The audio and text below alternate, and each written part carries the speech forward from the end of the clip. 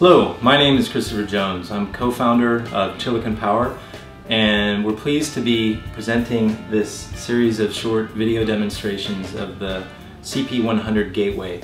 This is our monitoring device for our solar microinverters, but it's actually much more than that. It is ultimately a smart home hub, and you'll see today demonstrations of monitoring of a solar array, but in addition our home security system, and we'll discuss features related to energy monitoring of other devices as well. Here you can see the gateway booting, and it will boot to the first top level user menu, after which we will go through a few different screens. You can see there's a progress bar on the bottom there, this orange progress bar that's scrolled across. Once it's complete, you can either wait and it will go to the first page on its own, or you can just press the screen. After this, you see that the time and data set here, that's actually because this unit has already joined Wi-Fi locally because it understands what the local Wi-Fi is. But in a new installation, you would come here, click on Wi-Fi setup, and then it will start scanning for Wi-Fi. So it looks for the networks that are around. You can see it's shown the local network, Holy Cross, DVO links, and Netgear 49. I happen to know that the local network here is called Holy Cross, so we'll just click on that one and it will go to join the Wi-Fi access point.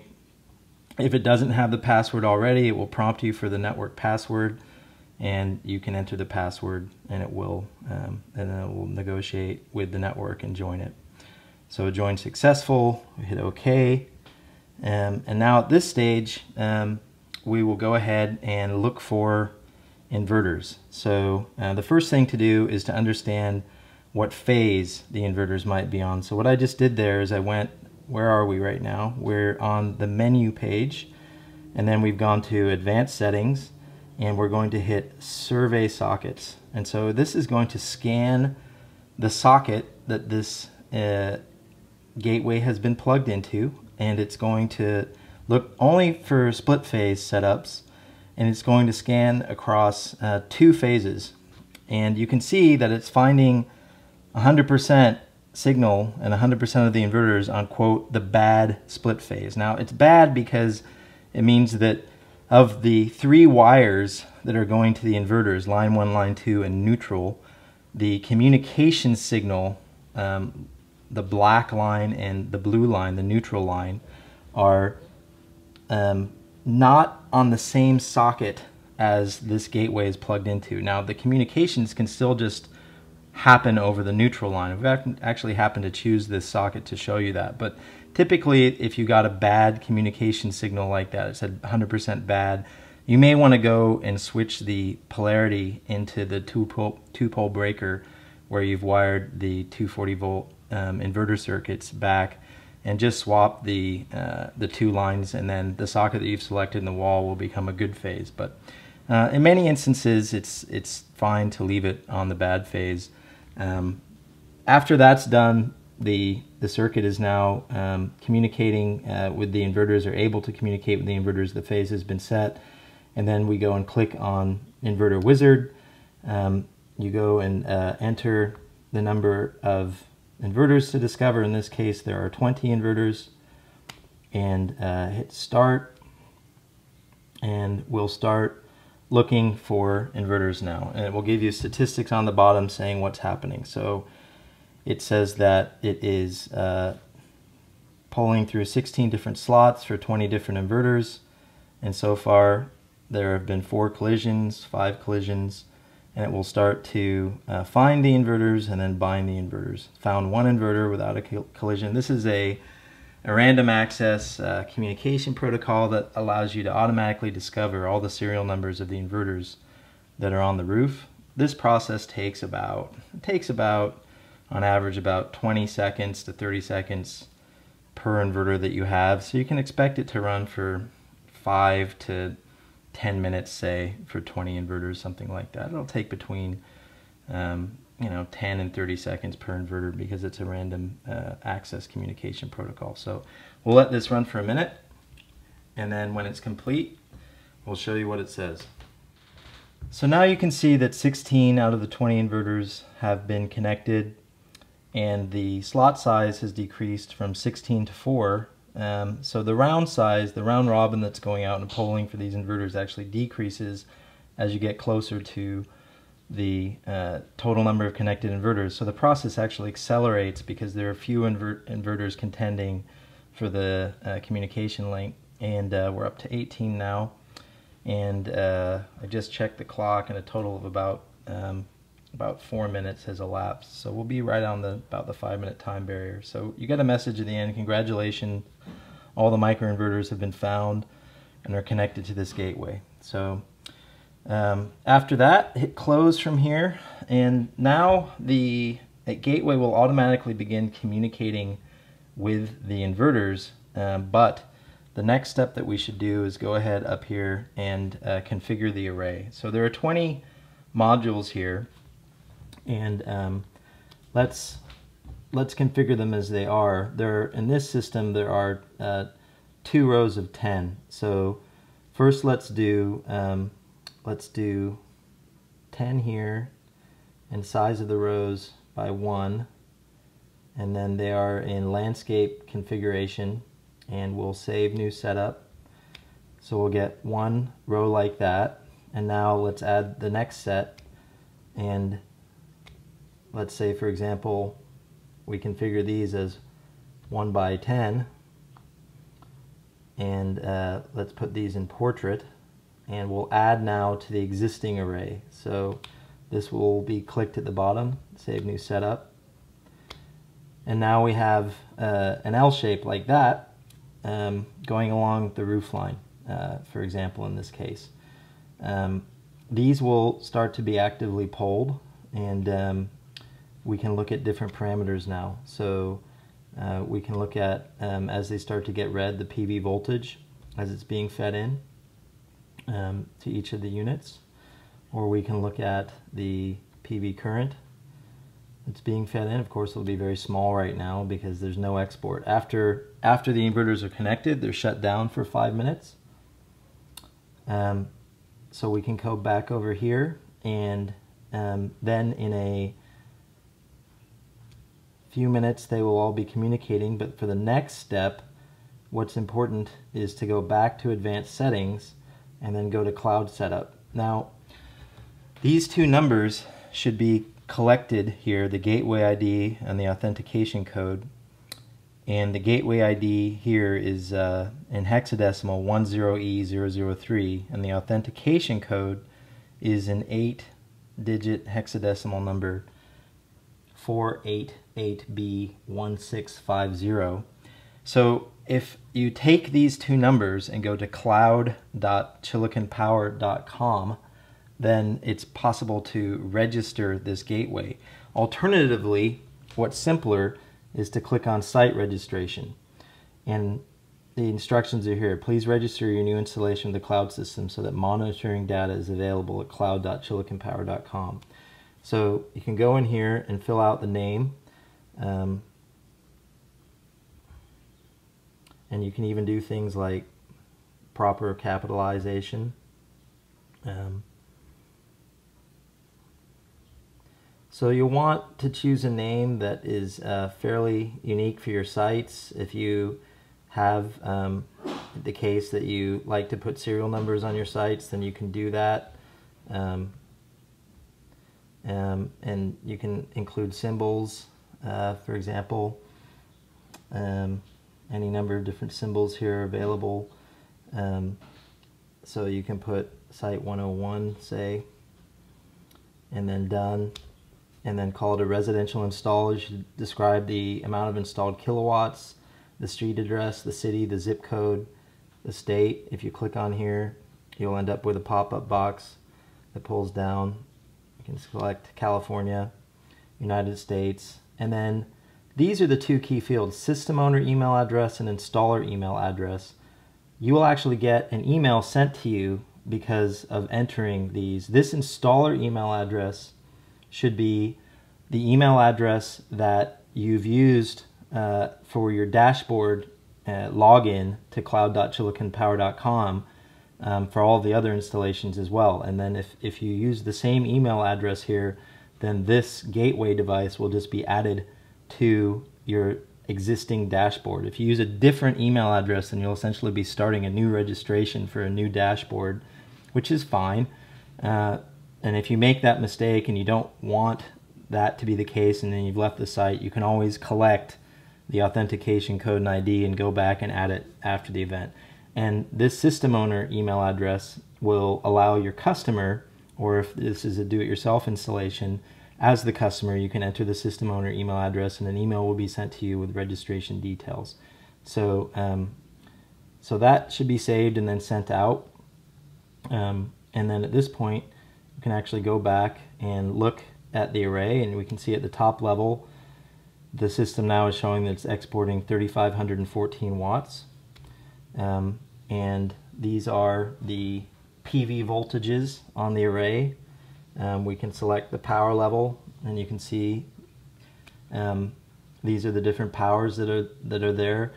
Now let's say at this point it was interesting to modify the setup somewhat and it didn't quite look like this. Then you can go into setup and arrange, and then some instructions are provided, and under the instructions it says hold your finger in place to select the mode of operation, press and hold for 1.5 seconds to drag a panel, or hold in place for 3 seconds to select a panel. So you can clear that screen there. So let's say, for example, I select these panels, the bottom 3 panels, and then, or 4, sorry, and then I hold it together like that, and then you can drag them off, okay? And then let's select a few more.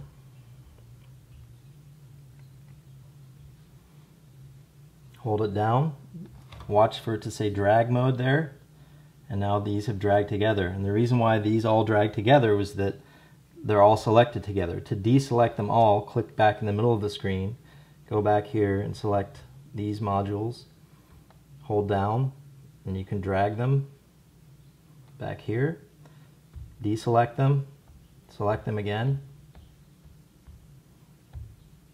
Okay, drag mode, drag them all up like this. All right, and now one more time I'm going to come back. I'm going to select all of these, and then I'm going to drag these over here to the middle. Okay, then deselect and drag these down. See, I didn't hold long enough, so I'm still on pan and zoom mode there. I need to hold that to get to drag mode. So now it drags. Now you'll notice that the scaling is quite off. You can always manually scale, or if you come back and come back in, it'll auto scale for you. Now on this view, you can see now, for example, that the serial numbers are listed, and the system auto-populates the IDs just in an order from highest to lowest. So it won't be the case that your array IDs look or are placed properly, say. So now you'll have your installation map that actually has the serial numbers of each of the inverters.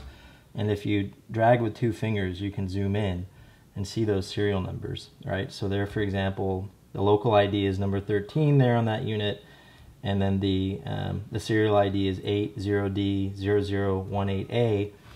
And if you go back to setup, what you can do is arrange, and again you'll get the instructions. If you want to not see the instructions anymore, you can check that box and come here and click on toggle swap mode. So it's hard to see, so let me readjust that so you can see it. So if we go to toggle swap mode, then what you can do is then we'll say swap mode, and say, for example, we know that that unit and that unit are in the wrong locations. You can swap them, and that unit we'd like to swap. So by doing this, you can actually move any unit to any other unit location and organize the array. So let's say we want to move that one down to that one, etc.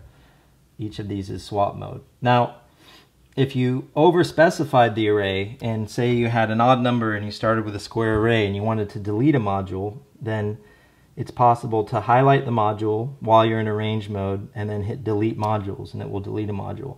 This does not delete the inverter module from the internally understood list of bound inverters. that is a more advanced topic for another video or for the user manual to look into. It's possible to permanently erase the record inside the gateway of an inverter. So this shows go back, and now you can go and look at what the power output is as a function of location. So now the usefulness of this is that the customer can come and casually click on the power dial display and then see if there's shade coming in, some trees need trimming. They'll be able to see which part of the array is shaded, of course, which is why microinverters are so nice at producing high power output over the lifetime of a system, because if some shade does come in, then it will just be affecting a few of the modules. But it also alerts the customer, the installer, to go ahead and trim. Now, this configuration data has been uploaded to the cloud and will be also shown on the cloud display. As of August of 2015, we do not show layout information on cloud.chiliconpower.com, but please be aware that all of our database content includes the layout information, so it will be a feature that's added to the website before long. So this concludes the section on setup. Now in this segment, for international customers or for customers in various time zones across the world, we'll show setup for preferences for a Spanish language pack and also for simply changing time zone. So the gateway, CP-100 gateway, has now booted. You can always come and look at the status of the system with the inverters as they're producing. By way of example, you can also click on one of these and actually get a chart for that inverter for the day so far, or since it was connected. And now, however, the subject of this video is to look under preferences. So set time zone. So here you can see the time zone, and you can select and look for different time zones in different places, and basically select the time zone that is corresponding to the location where you are. We're in Standard Pacific time here in the United States, and we'll automatically adjust the clock for daylight savings, and it will show the time as it's set. The other thing that can be done is under preferences, the language mode can be changed, and for our Spanish speaking language customers, Spanish language pack is available, and now the languages has been changed to Spanish, and you can see it says Algo, and different Spanish language translations for all the functions of the gateway. The numerics, of course, stay numeric. But here we have, going back to preferences, we'll go switch back to English, and there we go, back to these other items. That concludes this segment. In this segment, we will introduce and show the setup of the Chilicon Power Gateway Home Security System. The security system supports a number of different sensors, door and window sensors, motion sensors, a siren, repeaters, and we're always bringing more devices into play. But you can find the list of devices on our website, and we'll step through a few of them today in the setup. Going to the menu screen and then clicking on advanced settings, then you can go and set up home security. It will initially ask for no password, but this one has had the user set to it. So there's the default user, and then I've listed myself as a user. Any number of users can be added. So say, for example, you'd like to enable someone else in the home to be a user so that it's possible to see who coded in and out of the home to turn on or off the security system. So simply go and add a user, and we'll put a name here. So S. So for example, we'll add Scott. Scott C. And then done. And then add a code for him. 1122. We'll set him as an administrator so that he can add devices and then create. So that user has now been created. You can look at the list of users that are available.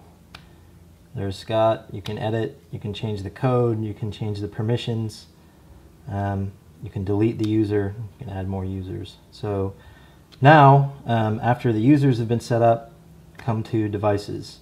There are no devices yet paired, but what we'll do is we'll add, for example, a door sensor. So now we'll click on add. Text will come up. You go and collect your door sensor and then press, as we'll show in another segment, the button on the door sensor, and the door sensor will be added. So now it's a question of typing a name for it. It's a door window sensor, so we'll call it front door.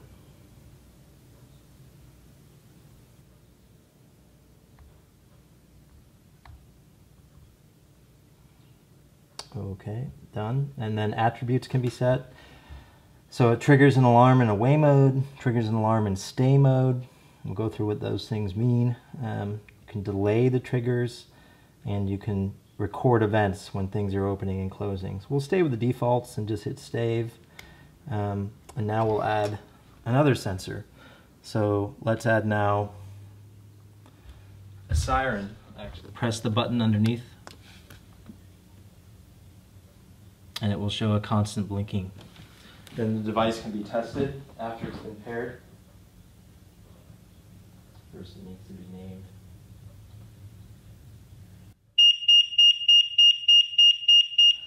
And we've added a siren. You can see it detects the type of device. All I've done now is I've plugged the siren device in. We'll exhibit what these devices are. And I press the connect button on it. And any number of sirens can be added. So click inside the box, and we'll call this Siren 1.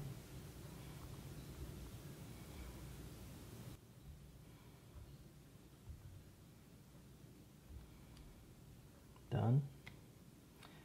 Siren sounds on alarm. You can test it. On off, so it works. Save it. Okay.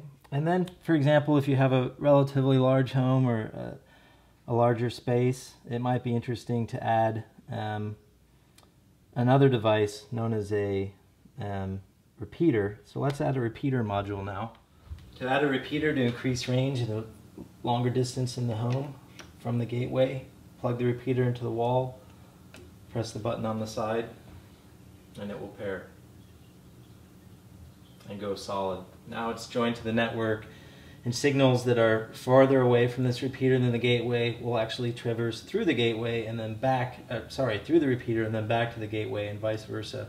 Up to 5 of these can be staggered one after the next.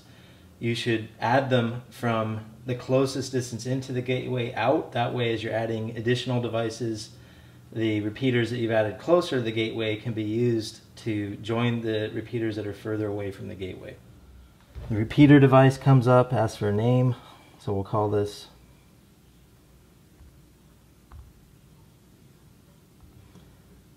Rep 1. Done. Save. Okay, so now let's review what's been connected. There's a front door and window sensor, a siren, a repeater, and in fact, we can add one more device. Let's add one more device while we're at it. This time we'll add a motion sensor.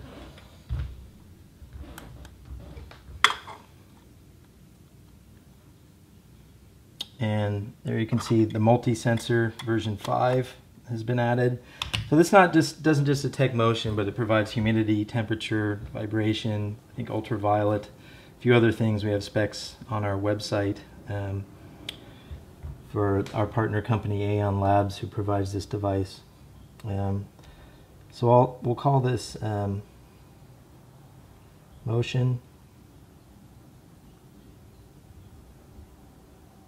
and we'll label it motion number 1 because any number of motion sensors can be added.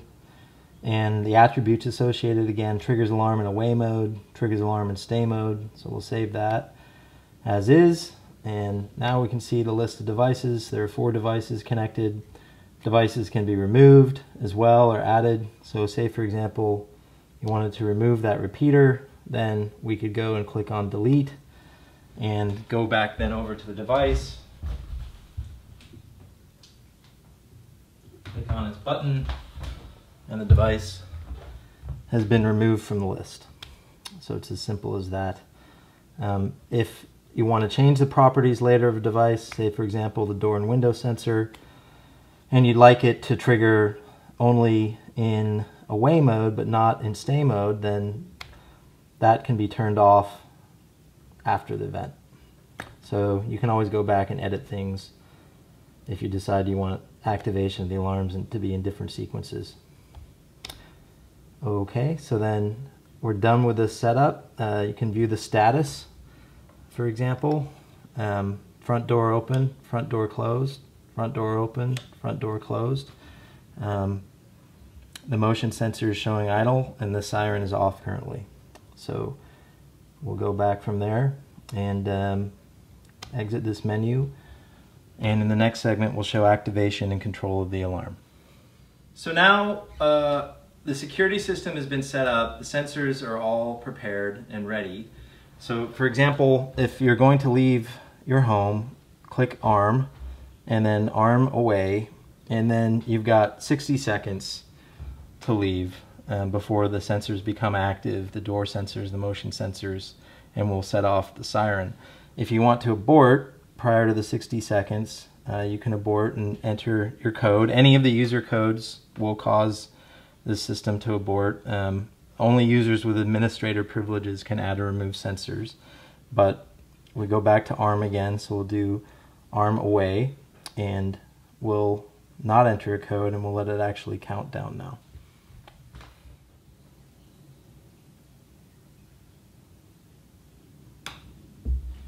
Now you can see that the system is armed, and there's a disarm button on the lower right, and presumably you've left the home at this point in time. But let's say someone comes in and opens the door while you're away.